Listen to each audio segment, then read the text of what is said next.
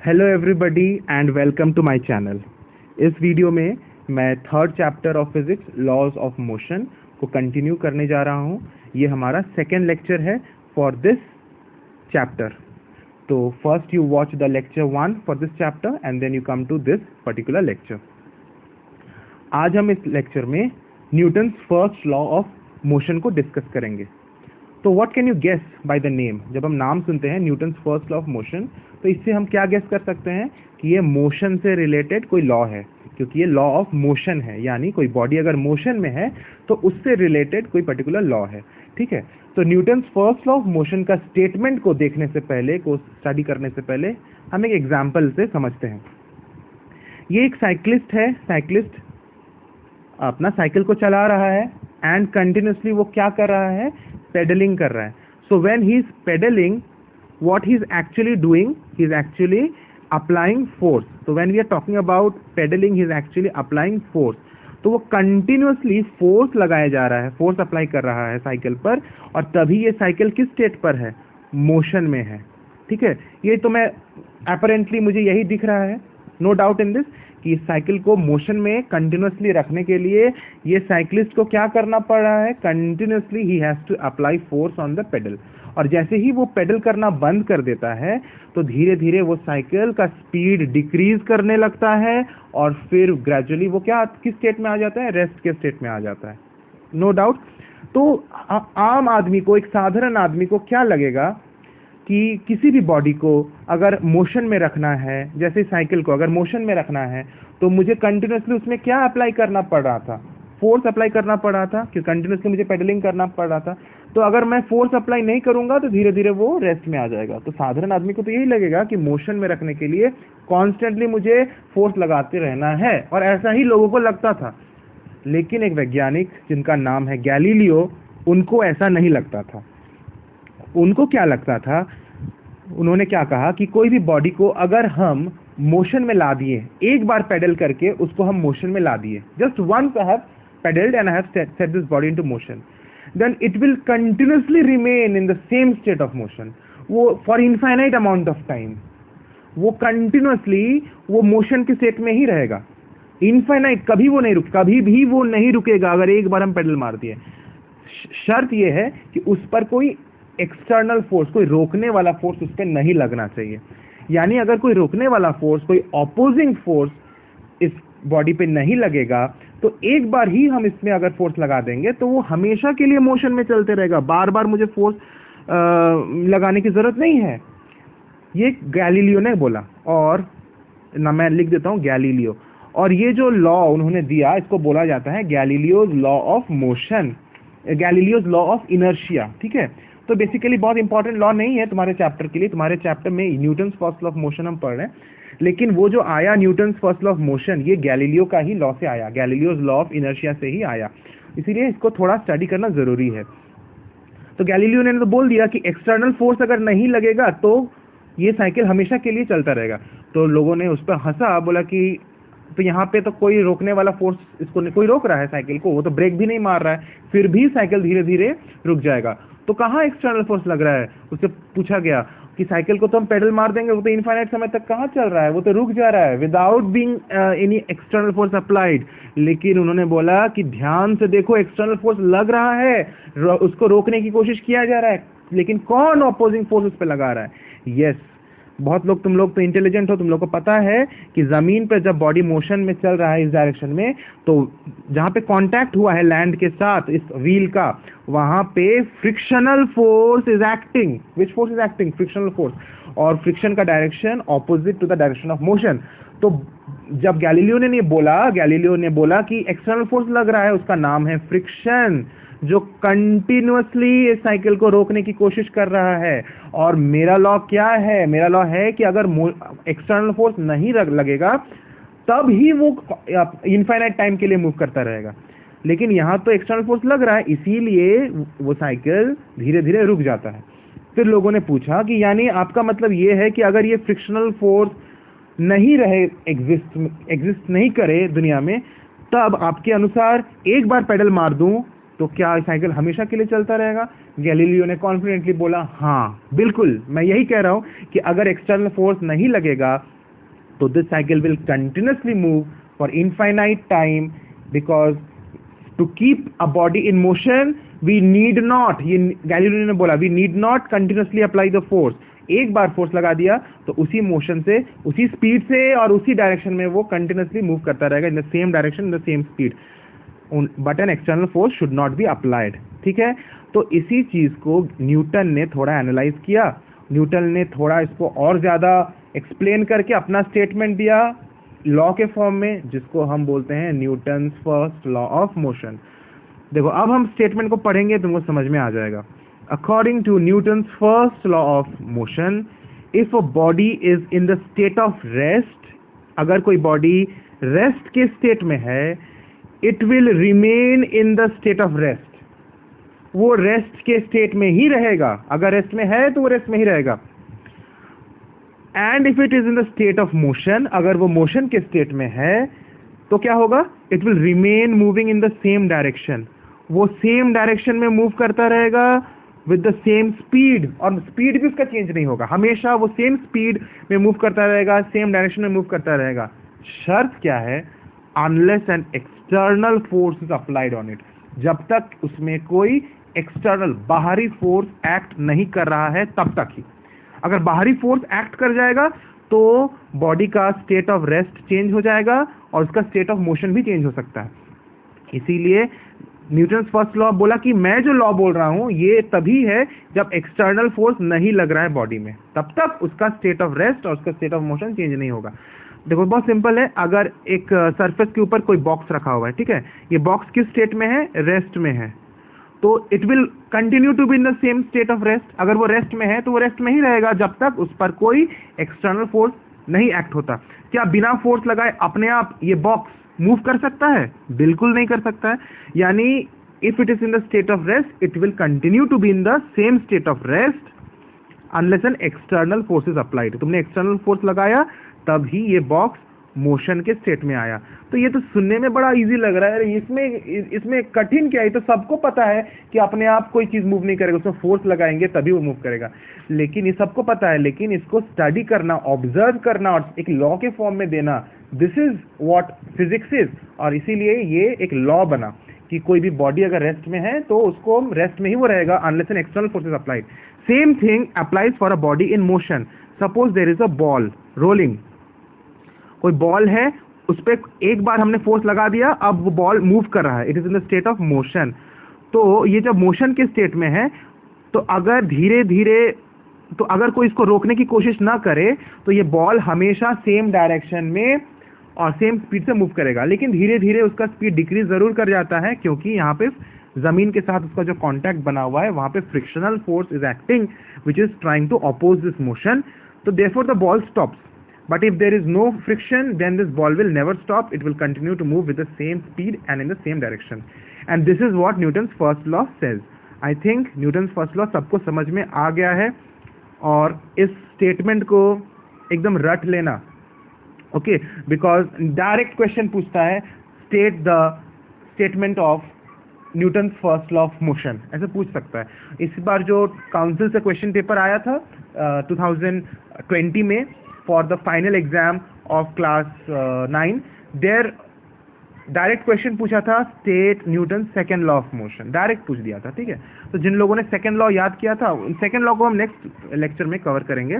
तो यानी direct state question पूछा जा सकता है स्ट्रेट फॉरवर्ड, तो तुमको रट लेना है statement without any kind of flaws और एनी काइंड ऑफ हेजिटेशन, तुमको एकदम स्ट्रेट अवे इसको रट लेना है। Whatever is written exactly you have to write that because it is a law, you can not write it in your own words, rather you should not try to write it in your own words, try to write exactly what is written.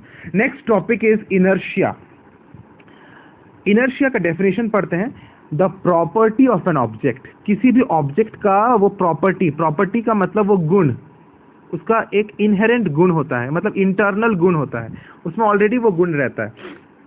by virtue of which मतलब जिसके वजह से, by virtue of which it neither changes its state nor it tends to change its state is called inertia.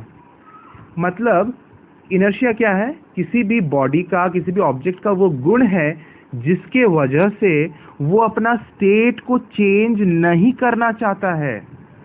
It is the inherent property of an object. वो किसी भी property का, body का inherent property है, मतलब अंदरूनी property है, बाहर का प्रॉपर्टी नहीं है, उसका इंटरनल प्रॉपर्टी है। इसको एग्जाम्पल से समझेंगे ना तो तुमको बिल्कुल समझ में आ जाएगा। अभी हो सकता है, I know it is not clear, very clear, but अभी एग्जाम्पल से समझेंगे, आई गारंटी दैट सबको समझ में आ जाएगा इनर्शिया क्या है। देखो, मान लो तुम्हारे पास एक पत्थर है, काफी बड़ा पत्थर है। इस पत्थर को तुम्हें मूव कराना है तो तुम एक फोर्स लगाओगे।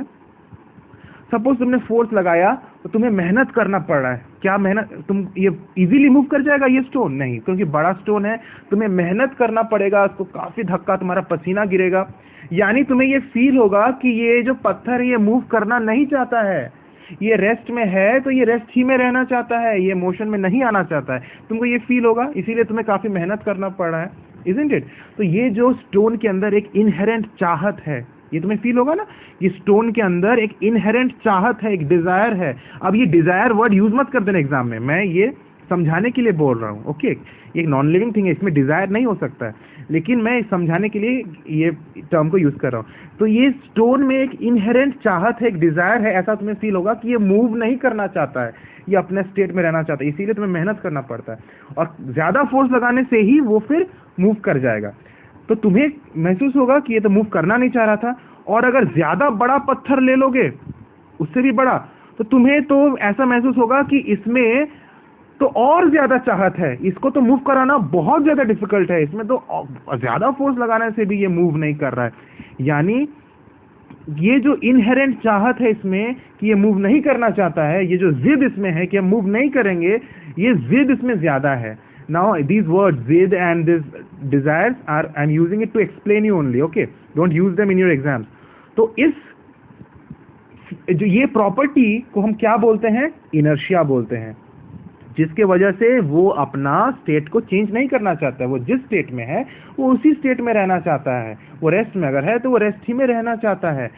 अब तुम देखो, दो एग्जाम्पल मैंने दिया, एक छोटा स्टोन, एक बड़ा स्टोन। तो बताओ तो किसमें ये इनर्शिया, यानी ये चाहत, ये डिजायर जिसको हम इनर्शिया बोल रहे हैं फिजिक्स में, वो किसमें ज्यादा है?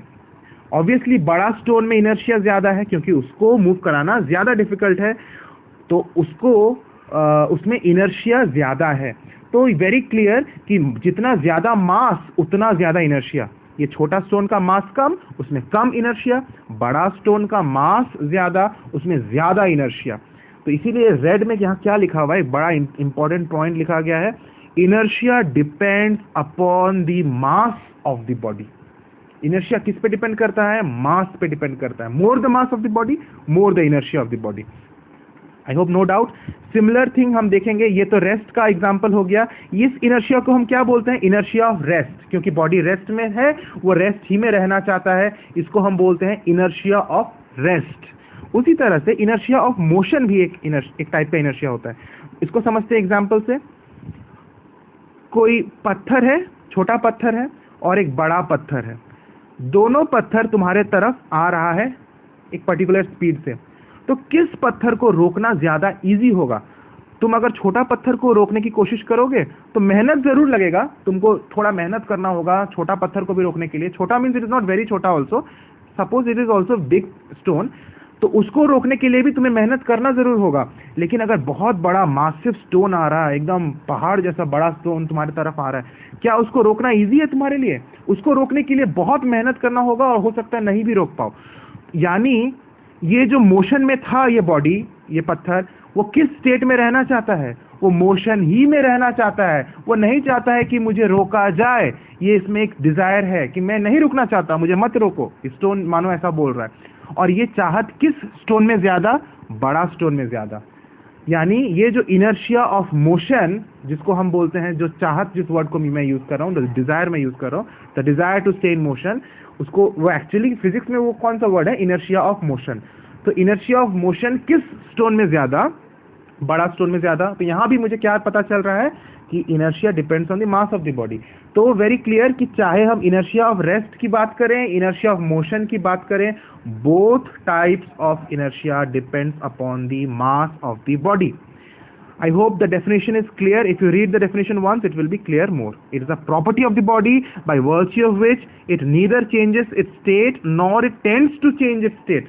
It's called inertia. It is the inherent property of every object. तो अभी मैंने जो डिस्कस किया, there are two types of inertia: inertia of rest, inertia of motion. क्या है inertia of rest?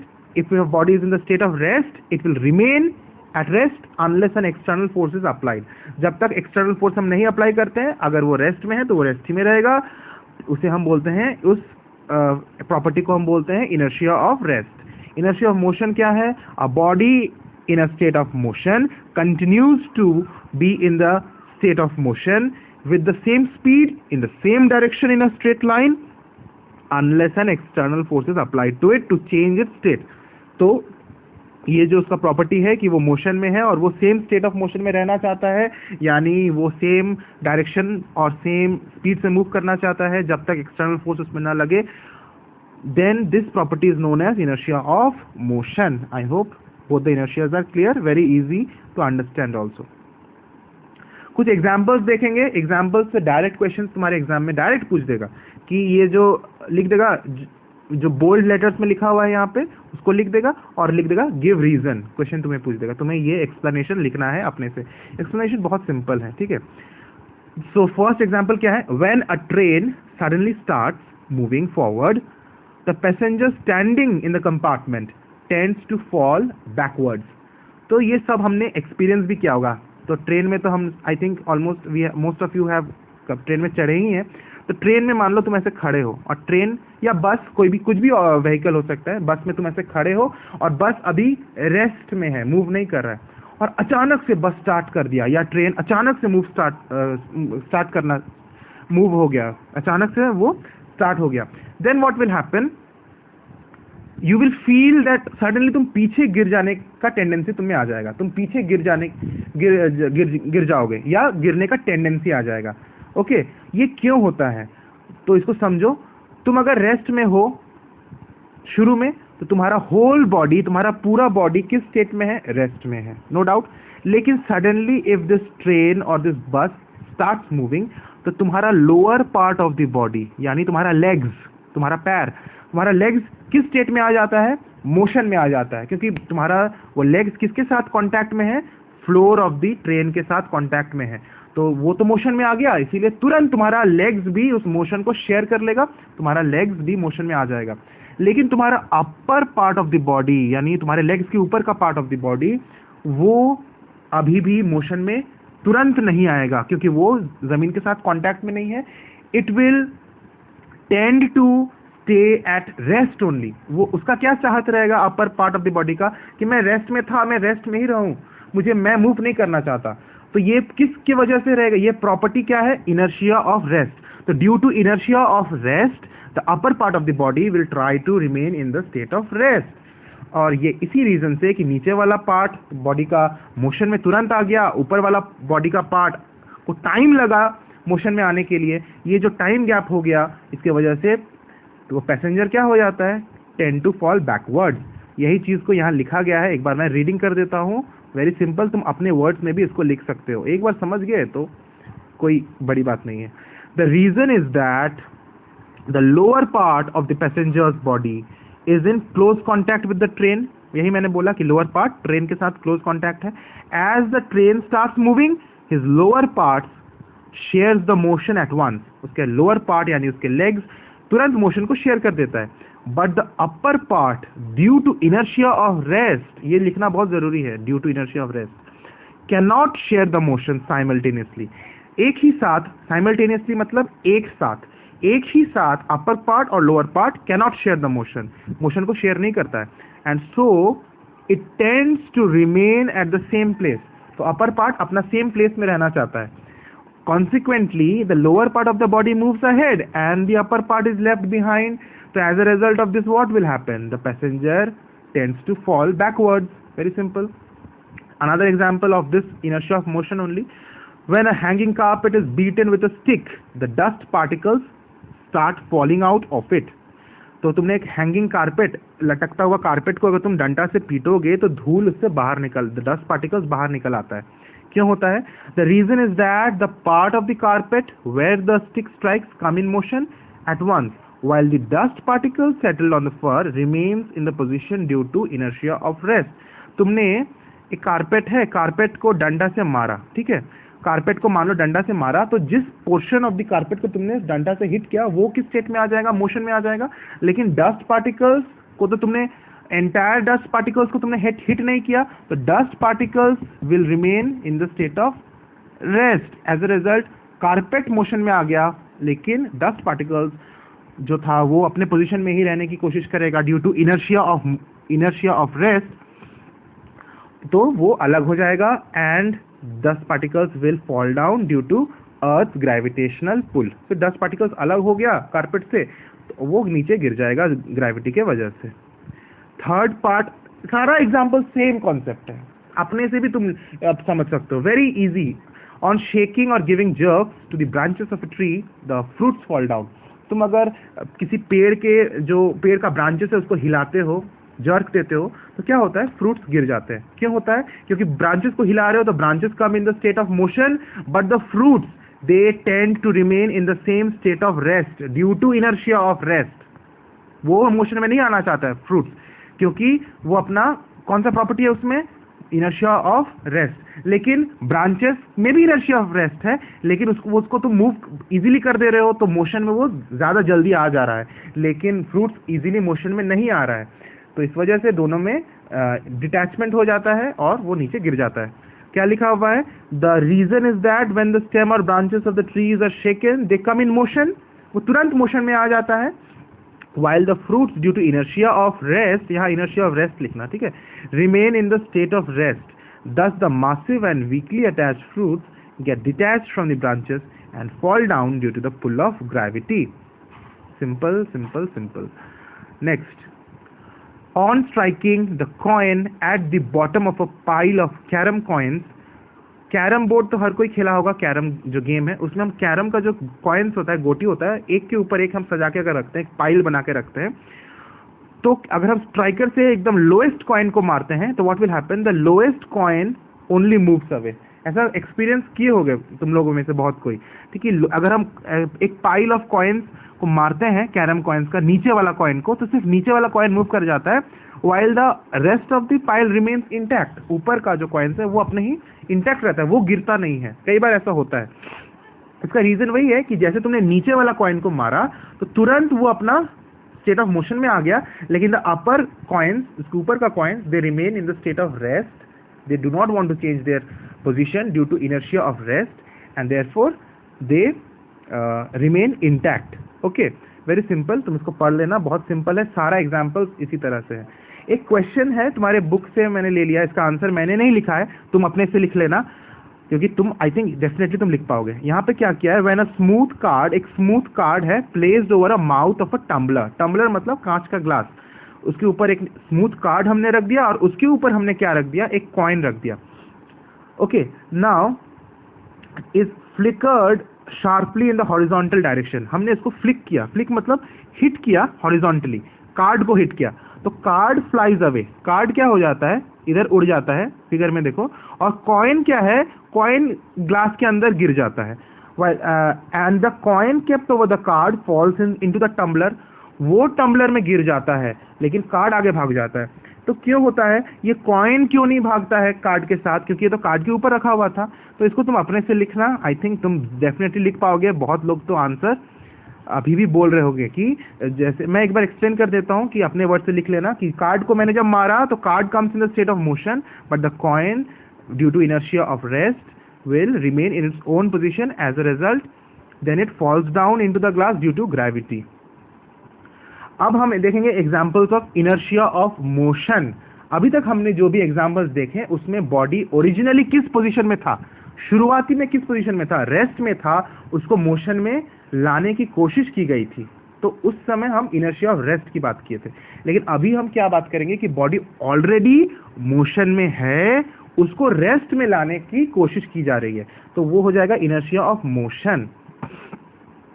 A cyclist riding along a level road does not come to rest immediately after he stops pedaling. तुम cycle चला रहे हो, pedal मान लो stop, pedal करना stop कर दिए, ब्रेक भी नहीं मारे, तो क्या साइकिल तुरंत रेस्ट में आ जाएगा? नहीं।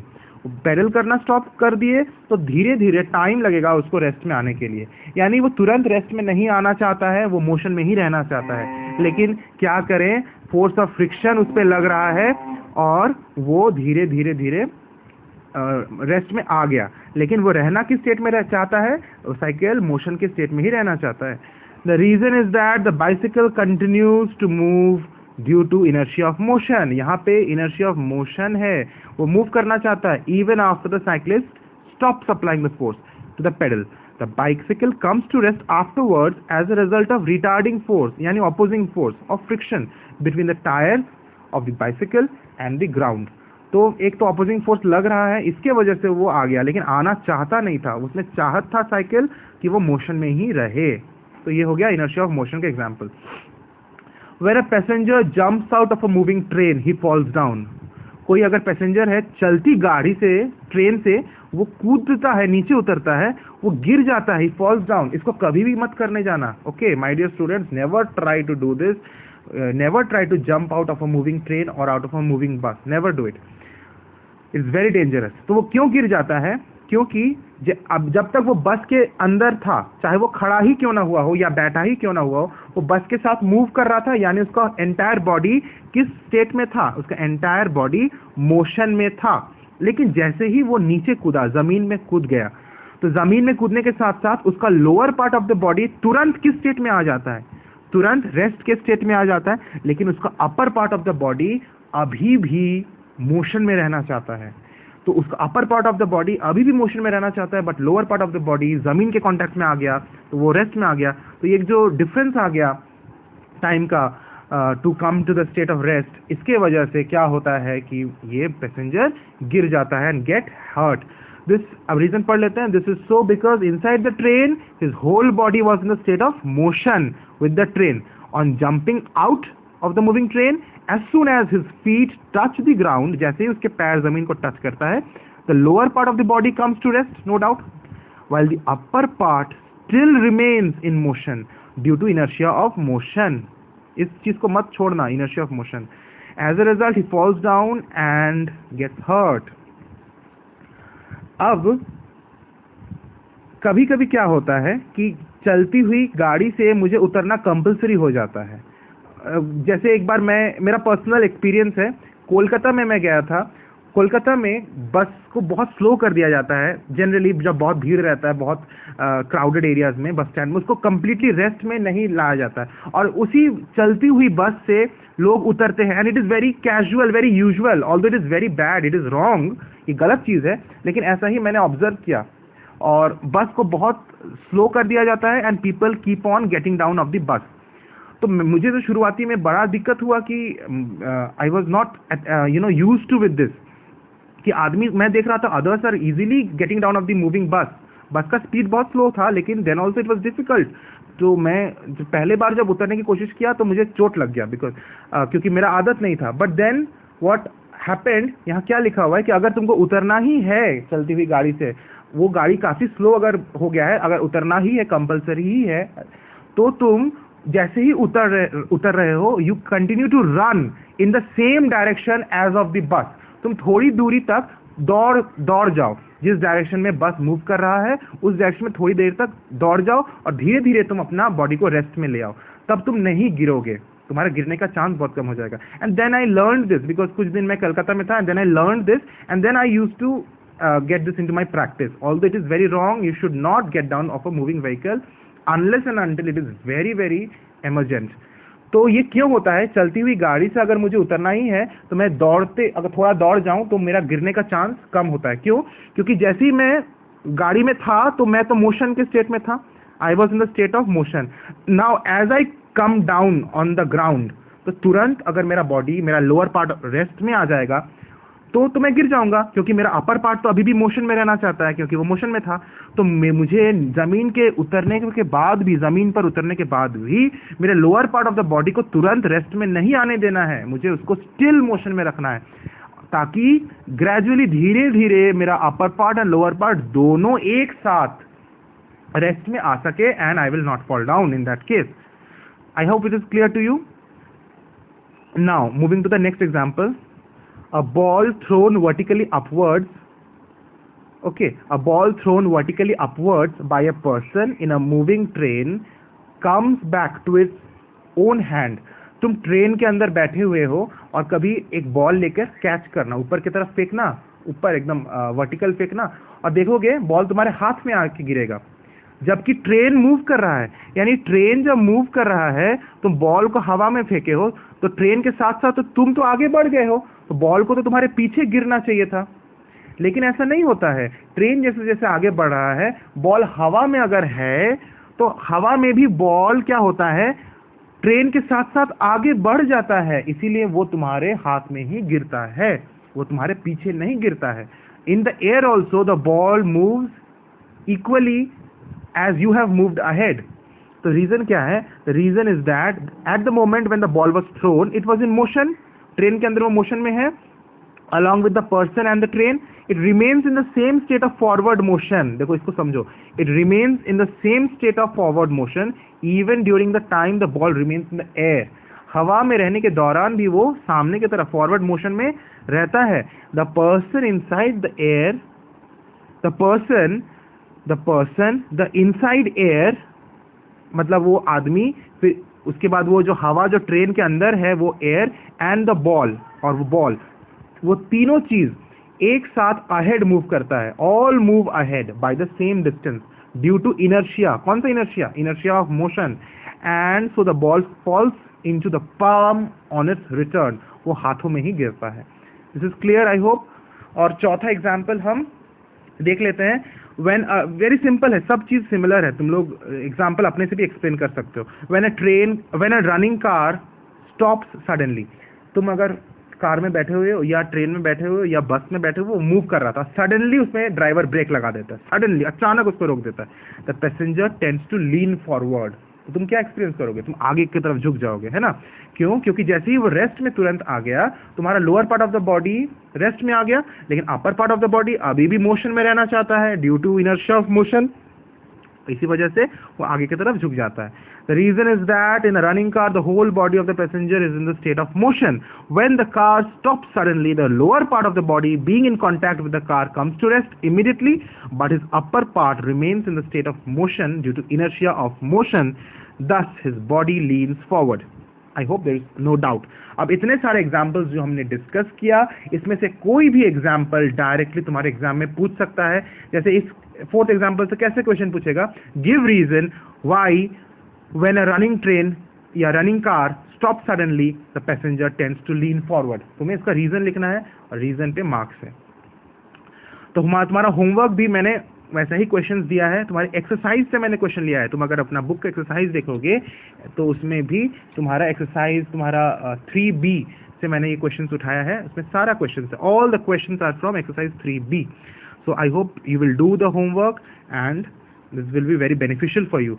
यहाँ पे फिफ्थ क्वेश्चन को देखो, ये भी तुम्हारे बुक से है. Name the factor on which the inertia of the body depends. बताओ कौन सा फैक्टर पे इनर्शिया डिपेंड करता है? मास पे डिपेंड करता है, इसका आंसर होगा. And how does it depend on the factor stated by you.